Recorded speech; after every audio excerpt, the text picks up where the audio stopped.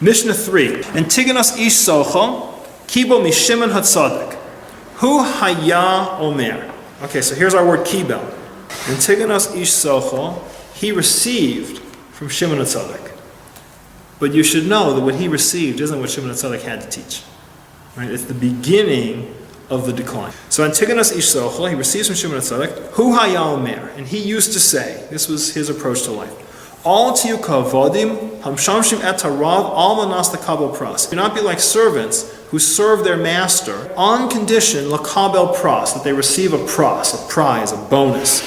Ela chavu kavodim hamshamshim et harav shalo al manas lekabel pras. Rather, you should be like servants who serve their master not for the sake of any pras, any reward. V'chave mor shemayim alechem. And you should let the fear of heaven be upon you. And Avos to Rabbi Natan, it has an extra little phrase that says, and you'll get double payment in the world to come for it. But that's not part of the standard Mishnah, and it's probably not authoritative because the students of Antigonus destroyed the world. Antigonus had two primary students, Tzadok and Bothus. And they created two schools that followed, the Tzedukim and the Bothusians. The Tzedukim, the Sadducees, we're all familiar with. The Tzedukim and the Bothusians heard this Mishnah. They heard Antigonus ish socho say, don't serve God not for the sake of a reward, don't serve for a reward, and you know what they said? There is no reward. It's clear that he's telling us there's no reward, and if there's no reward, there's no olam haba, and if there's no reward and there's no olam haba, I might as well go and party. And they corrupted everything so that they could party. Right? First, they just attacked those Mishnayot, those halachas that you didn't have clear in the Torah, and they attacked rabbinic authority, and they started the beginning of the end.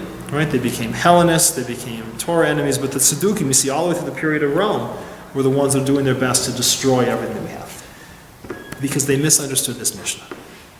This Mishnah says, Antigonus ish socho says, don't be like servants who serve their master for the sake of a pras. So we have another Mishnah that says you can trust God to pay you your schar. Right? Over and over we'll see Mishnayot that say, Hashem can be trusted to pay you the schar of your labor. You're allowed to serve God for schar. You're not allowed to serve God for pras. In fact, you can demand schar. You can look God right in the eye and say, if you don't give me schar, I am out of here. So the question is, what's schar in this case and what's pras?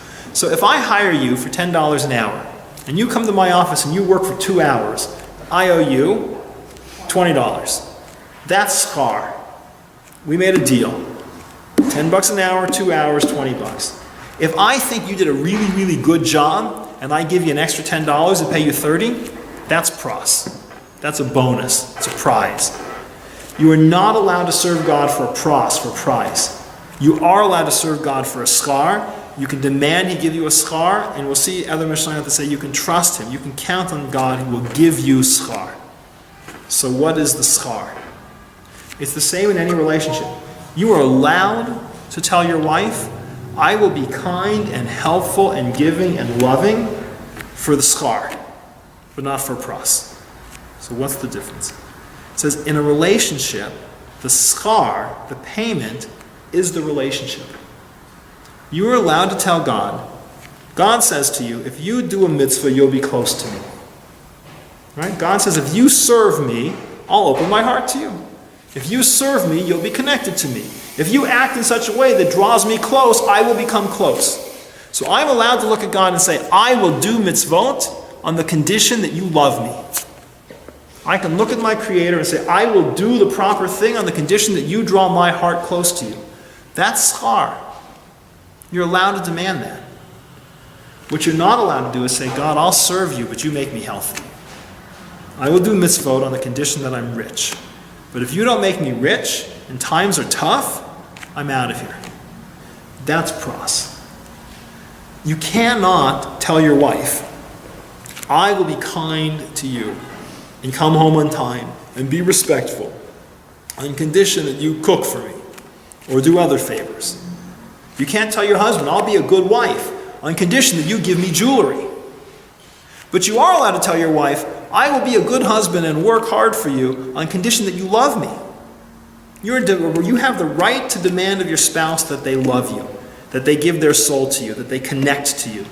You have the right to demand of God that He be connected to you. When I do a mitzvah, you got to draw me close. That you can demand, but you can't say, God, you know what? You gave me cancer, dude. I'm out of here. All right? Life stinks. I'm done. You know, my foot hurts. I'm done. Times are tough. I'm done. Right? You can't do that. You have no right. He says, don't be like servants who serve for a pros. The pros in a relationship is the extra bonuses. It's the thing, right? God does not promise you that he'll make you rich. He does not promise you that your life is going to be easy. Apparently, he doesn't even promise you that you're going to be healthy. Times are tough. That's your challenge. That's the struggle. God says, listen, you know what? I know who you are and I know what you need. I know what struggles you need. I'll give you those struggles. And you can't say to God, I don't want this. You know, I'm done. You made it hard on me. I'm out of here. But you can say, God, you love me. I'm going to do mitzvot, but I am certainly counting on you making sure that I get paid for it. That's why the addition novels to right in Natan is that the payment's in the next world.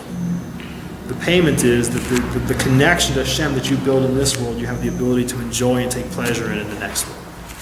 So that's this Mishnah. Right? More Shemayim Aleichem. Let the fear of heaven be on you. That it's not all sweet. Right? God says, serve me. If you don't serve me, there's consequences. But you should know that if you serve me, if you do mitzvot, I will love you. It won't always be easy, and you won't always be healthy. But if you serve God, he'll always love you.